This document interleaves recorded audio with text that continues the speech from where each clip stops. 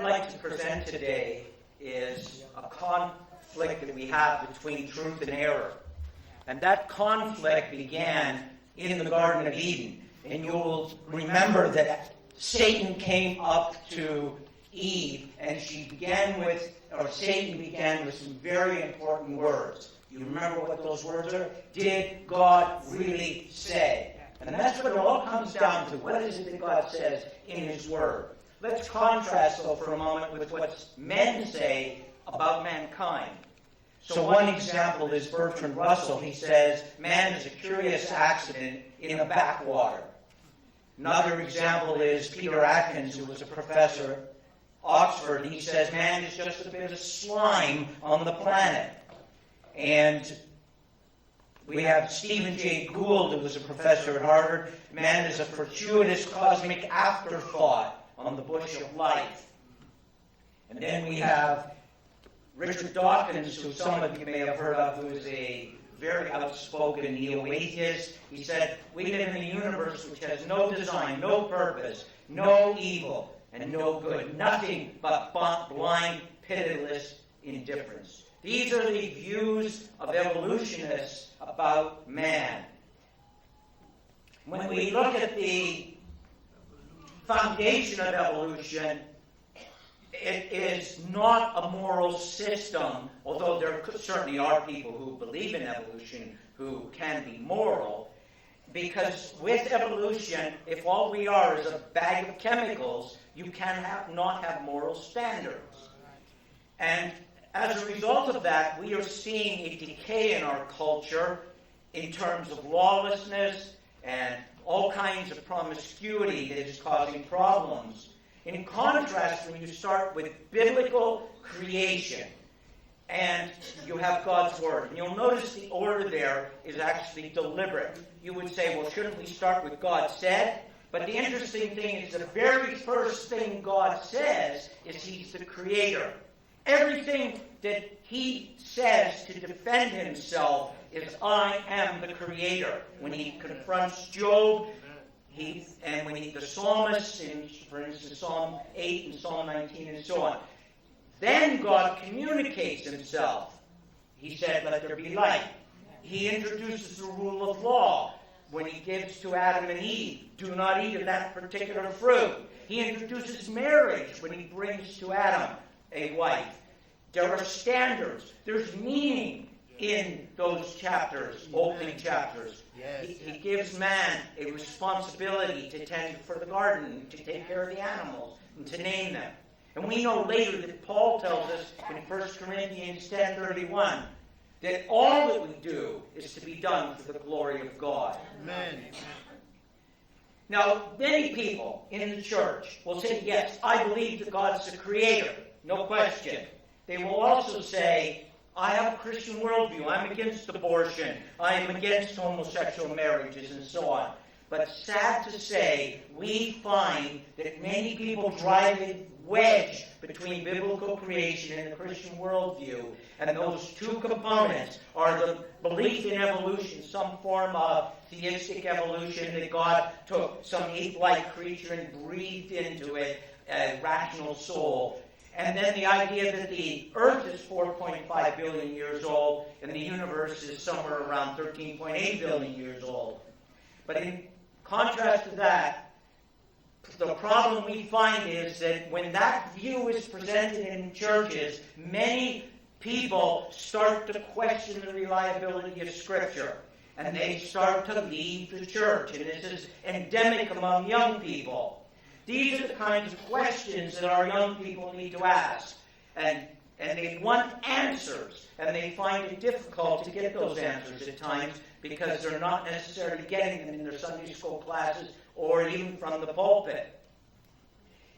And so many professing Christians, true believers, they still have doubts about the reliability of the first 11 chapters of Genesis. They're not sure about the Genesis flood. They're not sure how the types of questions like how can the stars be millions of light years away and yet they were created on the fourth day and Adam saw them. Questions like that, they're perplexed by them. But let me tell you that it is a tremendously good time to be a believer, because we have more and more evidence that's being accumulated that points to the reliability of Scripture.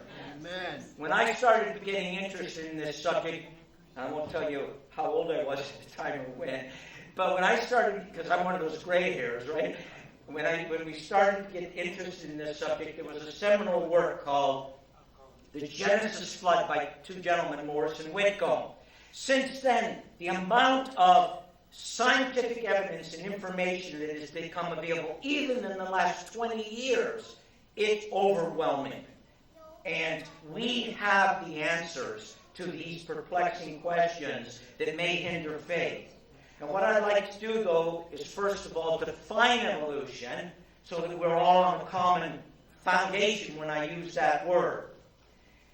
The idea that when I use the word evolution, I'm presenting to you a position where the view is that everything started from some sort of single cell. All plant life and animal life came from that. And as time went on, genetic complexity increased. And as life forms, when you go from, say, an amoeba or a protozoa, and you go up to an earthworm, and then up to maybe a cat, and then eventually up to man, there's more and more genetic information in there.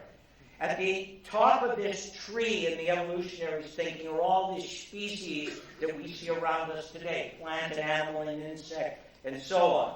And at the little nodes lower down are where species have died out. Some of them are in the fossil record, some are not. And then there are these branches for which there is no evidence of their existence, whether in the fossil record or in other accounts. And those are the missing links. And you may even see quite often the missing links are reported in the popular news, and they say, oh, we've discovered the latest missing link, and then you watch 3 or 4 weeks later, they're back on page 55, there will be a little note retracting it. But just so you know, I'm not creating a straw man that I can attack here. Here's an example of this definition by a very prominent evolutionist. He's no longer alive, but he wrote these words. Every form of life on Earth, oak tree and elephant, bird and bacterium, shares a common ancestry, like the way down there at the bottom of the chart, and every form with every other form. This fact has been conclusively demonstrated by more than a century of evolutionary research. When Lynn Margulis wrote this in the 1970s, 100 years has gone by since Darwin published his seminal work, The Origin of Species. And so that's what he's talking about there. So let's use this as our definition of evolution. Everything coming from one common cell origin and the whole spectrum of life from that. This is not evolution. This is within the canine kind, which God originally brought to Adam to name, and the kind that Noah took on the ark. Various species have developed rapidly, including wolves and coyotes and foxes and dogs. And within that, over about a 3,000-year period, humans have bred this diversity of breeds within the dog species within the canine kind. This is not evolution. This genetic information was all there, and we are breeding out of it different species and subspecies of breeds. And here is another example, very recent. It was last November on Science Daily. A tea plant has been found in China that is caffeine-free. By the way, I think this is going to be a bestseller, because people like that sometimes caffeine-free, and they have to use very strong chemicals to leach out the caffeine. Well, this is natural caffeine-free. Once they grow enough of it, it's going to be popular. Notice what the article said. Closer inspection of this plant's genetics. I won't attempt to read the word there. The absence of caffeine is the result of a mutation in the gene that codes for an enzyme that synthesizes caffeine. And notice what it says. They use the word evolution here, but they say it's losing the ability to produce caffeine. This is not evolution. What this is genetic information that was already there in the plant, and it has lost it. It's not adding genetic information, it's losing genetic information. Well, we declare, based on Scripture, that in 6 natural days the Lord made the heavens and the earth. Amen. And this is the mind-blowing concept. Based upon the genealogies in Genesis 5 and Genesis 11 and connecting up with Abraham, we say that God created about 6,000 years ago. And that immediately turns off many people. So what I'd like to do is to cover 5 quick topics. And this is a survey. If Kevin wants to invite me back someday, I can go into a lot more detail. I have a dozen different presentations. I can go into cosmology and genetics and all these things. And I'm just down the road, right? So, I'm in Scarborough, But I'm just going to do a quick sweep. First thing I want to just look at is why we accept Genesis 1 as history. Secondly, death is a result of Adam's sin. And you'll say, what's that got to do with evolution? You'll see. Third quick topic is it's very difficult to explain certain things about how life came into existence using natural chance-based processes. Third, I just want to give you a few pieces of evidence that the world isn't billions of years old. I have other evidence, but I can't cover that today, and why the universe isn't billions of years old. And then some facts to support the flood. Now you'll notice there are those colored triangles, so you can keep track of where I am. Once we get to the blue, you can say, wow, he's almost done. And then there will be the red, and we'll be wrapping up with a few concluding thoughts. So let's look at the first topic, and that is, why do we accept Genesis 1 as history? So on the left is a sequence that is necessary for the process of evolution, where they begin with how they ever have it coming into existence. Somebody like Stephen Hawking would say that there was a quantum ripple in nothing, which makes no logic sense, and out of that space-time, energy and matter came into existence, and then over time you have all of these sequence of events. In fact, you've probably even seen cartoons where fishes are crawling out of the sea and trying to adapt to become amphibians. That's the standard sequence of the evolutionists. On the right is the sequence that is taken right out of Genesis 1. In the beginning, God created the heavens and the earth, and the sea was formless, and then so on. And then he said, let there be light. You can trace that by just looking in Genesis 1. When you have these two sequences, you cannot correlate them. No matter how hard the various wise academics are attempting to synthesize these two, it can't be done. You have plant life created on day 3. There was light, God created it, but the plant life, but it's not until day 4 that the sun and the stars are created. And that doesn't fit. When you have two sequences like this that are absolutely contradictory to one another, you apply a logic law called the law of non-contradiction. Two inconsistent thoughts cannot both be right. At least one of them must be incorrect. Now, let's just give you some thoughts on why we accept Genesis 1 as a historical account. A professor of Hebrew here, he did some work on the verb forms in poetry versus narrative text in the Bible. And just to give you an example, this is not with verbs, but if you know anything about the French language, you know that there's a formal way of addressing somebody and an informal, tu versus vous. Well, verb forms are similar in poetry. You use a different verb form in poetry than you do in narrative. And, by the way, just as a side, my father wrote his PhD dissertation on Hebrew verbs. And I learned my Hebrew from my dad. And so I know what this Professor Boyd is talking about. I understand these verb forms. When we take these and do an analysis of them, we see that Genesis 1 is overwhelmingly historical verb forms, not poetic verb forms. Now, no question about it. Genesis 1 is a beautiful piece of literature, but it isn't poetry. It is historical narrative. And it's presented as a historical chronology in the context of a historical book. There's no gap between Abraham appearing in Genesis 11 and Abraham going on in Genesis 12. And you work your way back. Terah, Abraham's father, and all these descendants. It's a historical... Genesis 1 to 11 is a historical narrative in a historical account. And we are told that God created in 6 days. He didn't create in an instant, which he could have done. And I believe in all my heart, according to what Peter says, that when Jesus returns, he's going to recreate this universe in an instant. And so God could have done that, but he chose to do this work across a 6-day week and rested on the 7th to set a pattern for ours. And then we have this consecutive, and God did this, and God did this, and God did this. This is how the Hebrew mind presents rapid events using this and.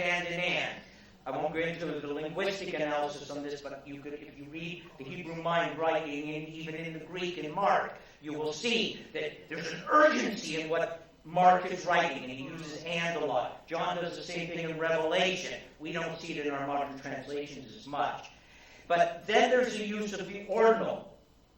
There was evening in the morning, the first day. Evening in the morning, the second day. And when that pattern is repeated in Numbers 7 and 29, referring to daily sacrifices, there's absolutely no question that it refers to natural days. And so, from a consistency standpoint, it means the same thing in Genesis 1. And then we were told there was evening and there was morning.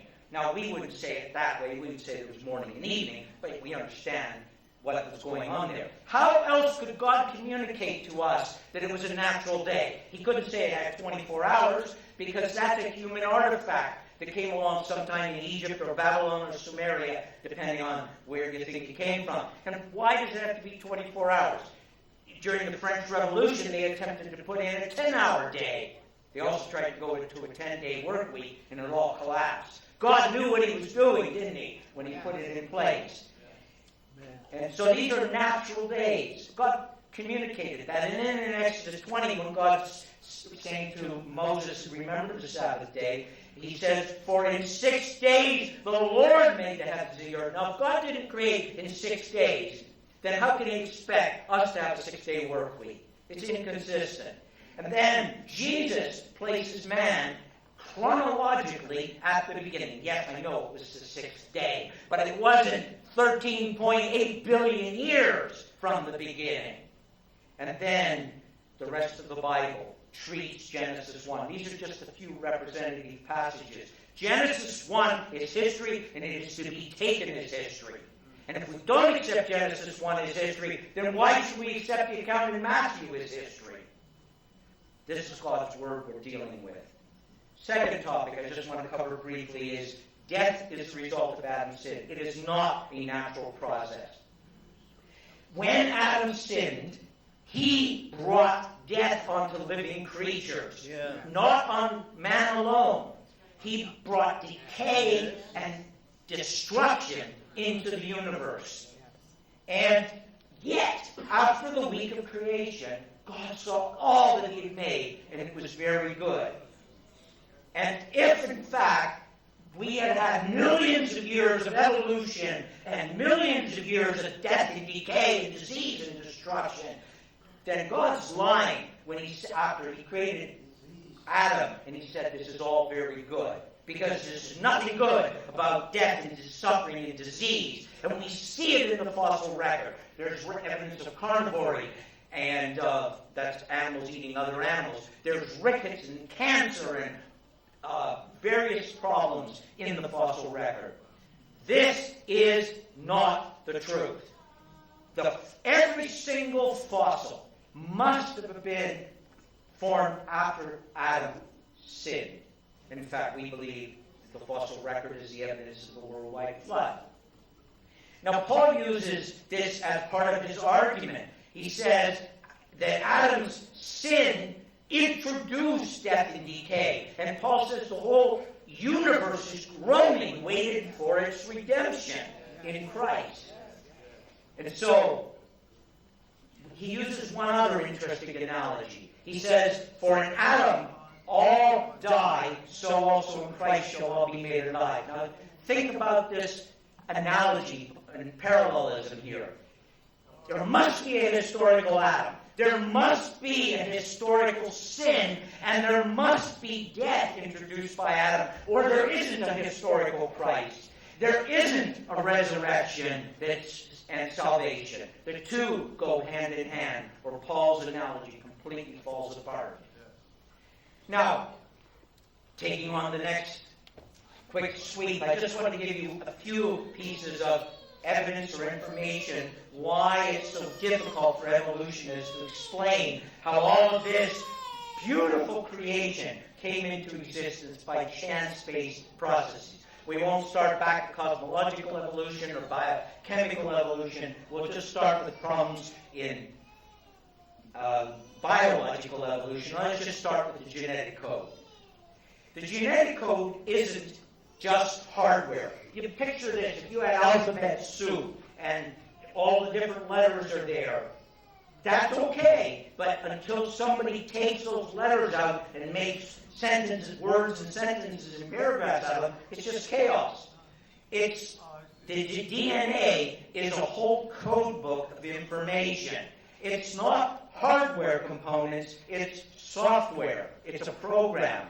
And even if the hardware could be generated by chance, it takes intelligence to put the sequences together, the complexity of life that's into it. And notice what Paul Davies, he's a physicist, but he was writing in The Guardian, and he said, how did nature fabricate the world's first digital information processor, the original living cell, from the blind chaos of blundering molecules? How did molecular hardware get to write its own software? I can assure you that your cell phones and your laptops do not write their own software. Nor did our DNA write its own DNA. If there's anything that declares made by God, it is the genetic code. And remember this, the DNA was only discovered in the 1950s. Darwin knew nothing about DNA 100 years before. And it's only been in the last 20 years that we've begun to decode the genomes and understand the amazing work that God has done in programming the DNA. Darwin knew nothing about genetics. Mendel was writing about the same time and published after Darwin. And Darwin knew nothing about the complexity of the cell. He thought it was just an amorphous mass of gelatin. Now, let's go then up a step from DNA to the cell. How did cells without nuclei become cells with nucleuses? Evolutionists have no explanation in a laboratory example of setting this. Yes, they can make up accounts of how they think it happened, but they can't demonstrate it happening. It's never been empirically demonstrated. Let's go one more level up. How did single-cell entities begin to work together and to cooperate and to form all the different kinds of cells in us? We have stem cells, and stem cells get instructions to tell them to form into an ear cell or an eye cell or a foot cell. And the body communicates using chemical and electrical forces, and these signals going back and forth. How do cells learn to cooperate with one another? Let's take it up a level. If you knew anything in high school science, you may have heard about amoebas, that they would clone their DNA and then they would split. But how did cells learn to use two different sets of chromosomes for bisexual reproduction instead of asexual reproduction? How did they learn to do that, to take two sets of chromosomes? And even if a viable form of new life were to hatch, let's say it had female characteristics, at the same time, in the same place, an entity would have had to have come into existence. It was a male form. And those two, the odds are just, well, they're absurd, of these two like entities arising at the same time. Let's take it up a level. Darwin himself said that if it could be demonstrated that any complex organ could have existed that came into existence, it wasn't done by slight minor changes, then my whole theory would break down. Those people who work in the area of what's called intelligent design, Michael Behe, for example, wrote a book called Darwin's Black Box. I am not recommending you buy that book. because he is actually a theistic evolutionist and believes in long ages. But his work he's done on molecular machines and showing that he goes directly after this comment from Darwin, and he shows that there are many components. But let's go above the molecular machines. Let's just take an example of an eye. How did eyes form out of entities that have no light receptors at all? Or take feathers. How are they supposed to have evolved out of reptilian-like scales? Or simply, how did a woodpecker learn to bang its head on a tree and not get a migraine? Let's take it up a level to symbiotic relationships, and I can give you many. There are hundreds of examples of symbiotic relationships. Anybody grow tomatoes here? And if you do or don't, do you know how tomatoes are pollinated? Not regular bees. The only pollinators naturally are bumblebees. And now you could go out and you could take a little paintbrush or a Q-tip and you could manually pollinate them, or occasionally they will pollinate with the wind. But if you don't have bumblebees around, you're not going to get tomatoes. And do you know why that is? Because bumblebees, when they come up to the tomato, they hum at middle C. And when they hum at middle C, the plant opens up to be pollinated. Amazing. That's God's wondrous work. Yeah, we should clap for that. So evolutionists have trouble explaining how symbiotic relationships came into place. Fourth topic. So I said when we're at the blue arrow, we're getting there. So I just want to give you a few quick ideas on why the Earth is not billions of years old. Mitochondria DNA is a part of the cell, and we primarily inherit it from our mothers. If I had given this presentation a year ago, I said we inherit it from our mothers, but there may be some evidence that's come in the scientific literature lately that we inherit some of it from our parents. By the way, in our mitochondria DNA, every human is almost identical. In our other parts of the genome, there are lots of variety. Skin color, hair color, eye color, heights, and so on. But in mitochondria, we're all very similar, which indicates, by the way, as Paul says in his talk to the Areopagus, or the Athenian Council, he said, from one man, God made all of humanity. And he tells them those proud Athenians who didn't want to hear about God the Creator. But when we have that mitochondria DNA, studies were done on taking the descendants of the Romanov family, the royal family of Russia. Maybe a princess had a brush and there were some hair samples, but they know who the descendants are today of that Russian princess. Studies were also done on young men who had fought in the American Civil War, and maybe the mother kept a lock of hair before the son went off to battle. Thankfully, the son survived, went on to have children, and we know who that individual's descendants are, and they connected up the DNA. And they determined that a certain amount of genetic change had occurred, mutations had occurred in the mitochondria DNA. And when Ann Gibbons wrote this article, she said they were stunned to find that this rate of change was much more rapid than they expected, and it was way too rapid to support evolution. Because if there had been 2 million years of hominoid change, then there should be a lot more diversity in the mitochondria DNA than there is. And you know what? In the article, and I can give you the reference to this, she said that the measured rate indicates that human life had only been on the Earth for 6,000 years. Well, surprise, surprise. And then she went on, she said, but nobody believes that. Hello? The Bible teaches that. So there's another interesting stuff, and this was done by a professor at Cornell University who has all kinds of patents in genetics. He was a professor of genetics. I actually have 2 copies of his book with me if you're interested in it, on genome decay.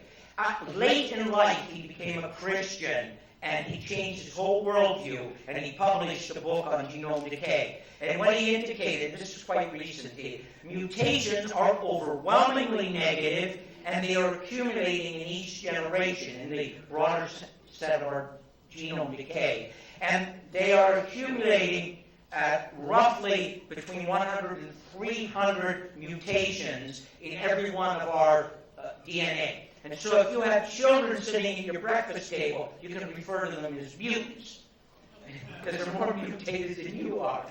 But, so, the way he uses it in his book is an illustration. If you took a photocopy, and then took a photocopy of the photocopy, and a photocopy of the photocopy, by the time you've taken 200 or 300 copies of the copies, you couldn't read it anymore.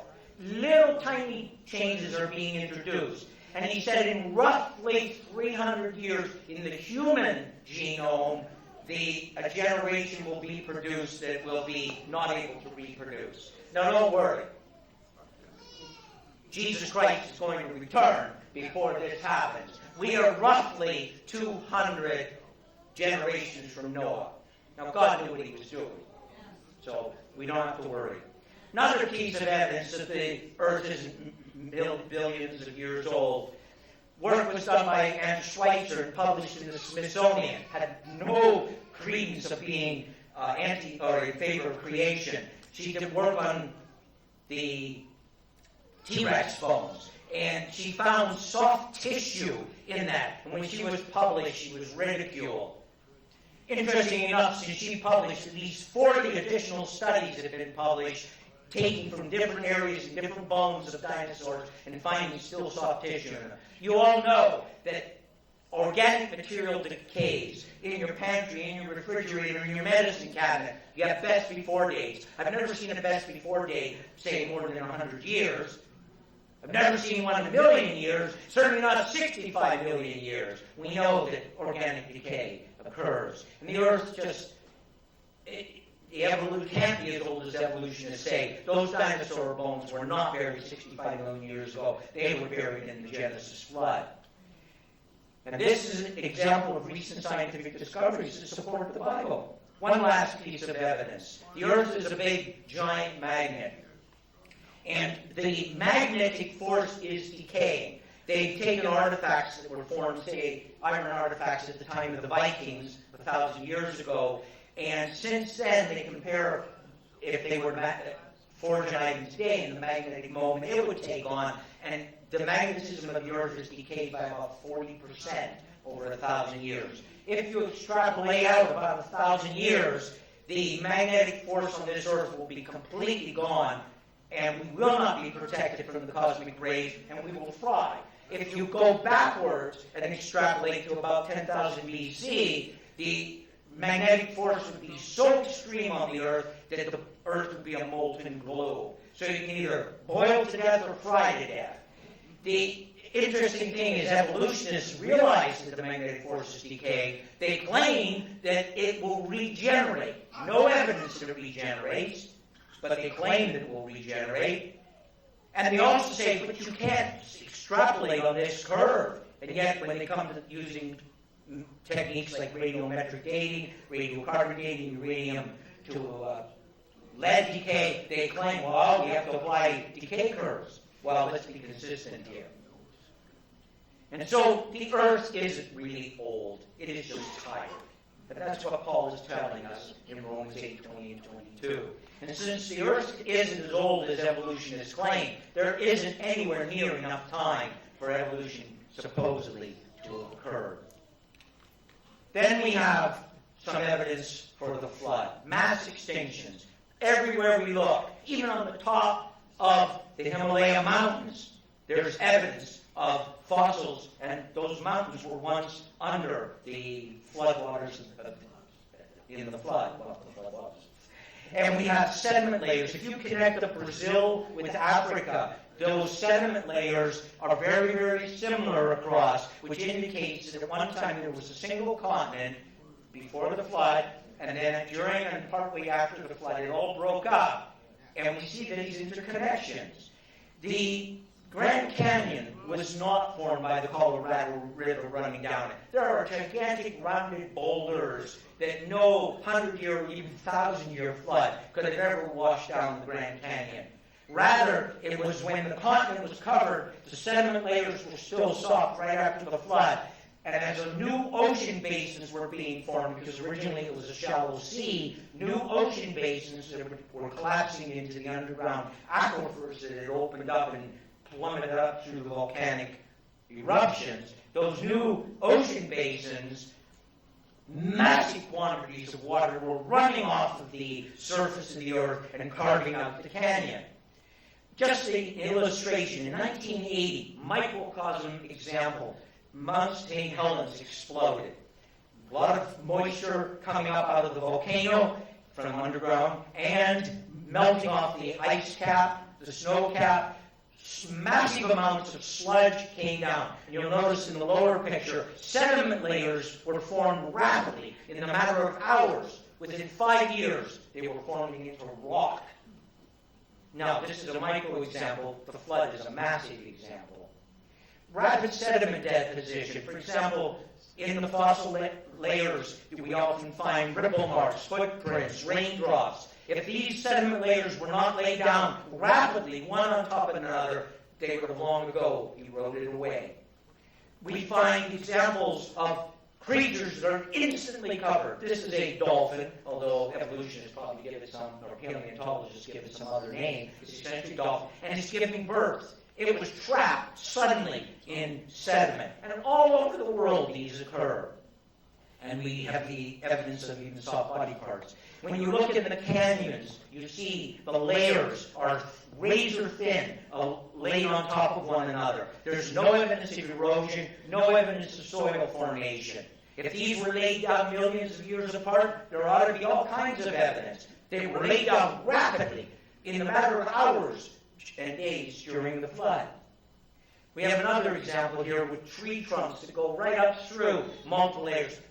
Dozens and dozens, 50, 100 examples of these have been found all over the world. You might have a shale layer and then a coal layer and a sandstone layer and so on. If these were laid down long periods, the tree trunk would have eroded away and never been caught in this. And so, biblical creation is history that is supported by scientific facts. And so, Peter tells us that in your hearts, you need to honor Christ as holy, always being prepared to give an answer or a defense for what you believe and the hope that you have in you. Now, I'll pause here for a moment because let's reassemble in a week from now and I'll ask you to repeat all my arguments. I suspect you'll have forgotten them. We come back in a year and you'll just have this fuzzy recollection that we had this thing from creation, right? So, I understand that. This is to get you excited, not so much to educate you because you're going to forget it. And so, we have to be ready. And how can we do that? Various ways. If we can have the first clipboard, please, Terrence. The Info Bites. We have a weekly mailing called Info Bites. And if you have email, please sign up for it. It is fantastic. It comes out every Friday, and there's something new, the latest scientific information, putting it into a helpful form, and you can just sign up for this. Make sure I get clipboards back at the end. I'll get you registered, and you'll start getting the mailings. This is one way to stay informed. And there's the form that's going around there.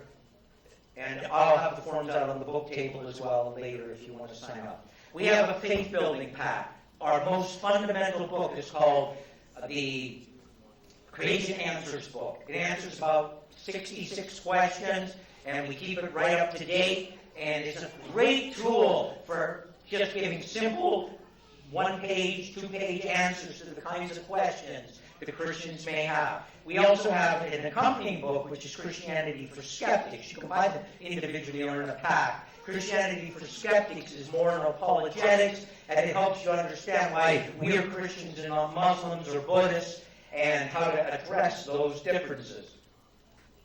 We also have a book by 9 PhD scientists that answer or deal with evolution specifically and show its problems, biological evolution.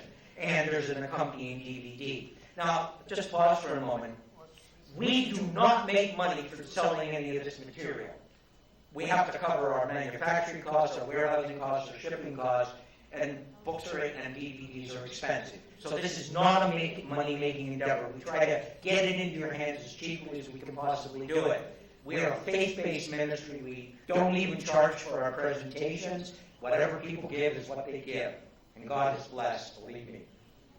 So, we have a commentary on Genesis 1 to 11, written by one of our PhD scientists, and it's a combination of theology and science, and it's an excellent piece of work. We also have Creation Magazine. So, Terrence, this is the other clipboard now. We've been publishing Creation for 40 years. And it is a tremendous tool, both for family use and for evangelistic use. Just to give you an example, we have a couple in our congregation that are our age, and the fellow, Ari, his dad is 100 years old and he's blind. Many of Ari's brothers and sisters, or some of them, are not believers.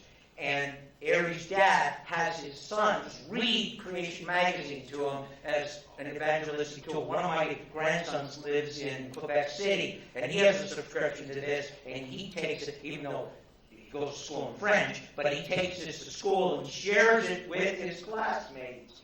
And you can put it into a waiting room in the doctor's office or wherever. But it's a great tool for families. And if it has good articles in it that explain many of the things, and they're written for a family orientation. They're not technical. If you subscribe today, and why we do this, we will give you a free DVD, and we will give you a free copy of it right now. Why we do this is people forget to register. Oh, I'd like to subscribe to Creation. They go out and they forget. So it's an incentive because we find it's a great tool. We have fantastic testimonies that come in from Creation Magazine. Make sure you fill in both sides. You can rip off one, fill in both sides, front and back, and then we will, my daughter who's working the table there, or Linda who's helping, they will let you pick a free DVD and a copy. We have a children's pack of 5 books. You can buy some of them individually. We have a brand new one, which is the Answers for Kids. And I'm particularly fond of this one because one of the authors is named Hughes. So I said, oh, it must be good. We have a DVD Explorer pack. By the way, Creation Ministries International, the website is maintained in the U.S. Creation Magazine and the Journal of Creation come out of Australia. And all of the video production is done in our offices in Kitchener. So we do all the video work for Creation Ministries. We've got a fantastic studio there for doing this work. We even produce a TV show. But unfortunately, CRTC makes it very difficult to broadcast it in Canada. But it is broadcast in the U.S. and in other places. We have over 13,000 articles published on creation.com. So if you don't want to buy any material, lots of material. But it's got to be the easiest website name to remember. Right? If you can't remember creation.com. New articles appear every day, the events calendar, and we put most of our videos up there, and they run from about 10 minutes to 30 minutes. And we need to get out there and get this information into our families' hands, in our Sunday school classes, in our church libraries. We need to be defending creation. Now, we're going to end because I want you to have time to look at the table. Pastor's going to come up and close. But I want you to have time to look at the table before we got to get out of the building. And I can answer questions at the table because I have help with Jennifer and Linda there. Thank you. Wow, this is amazing information. Were you blessed by this information? Jim, Brother Jim, God bless you. I would love to have you back. Do we want him back? Yeah? There's so much more information. And you know he's anointed because he did an hour presentation in about 30 minutes. Because of time constraints, he actually shortened his presentation. But so much information, so much good stuff that he brought forward for us to talk about, especially our young people that are going into the schools and they are inundated by science and evolution, and indirectly told that evolution is a scientific fact, to the point that in some classes they disprove that God exists. Fortunately, when I was going to university and I took evolution, I had a decent professor that at least acknowledged that there was a God, but even still, he tried to mix the two.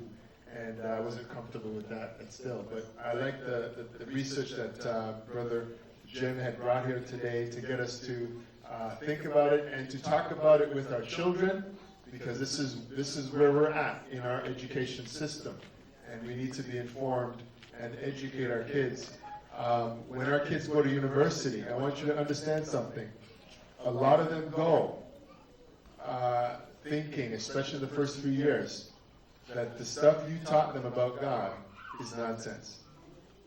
A lot of them come back thinking that what they learn in university is where we need to think and see reality.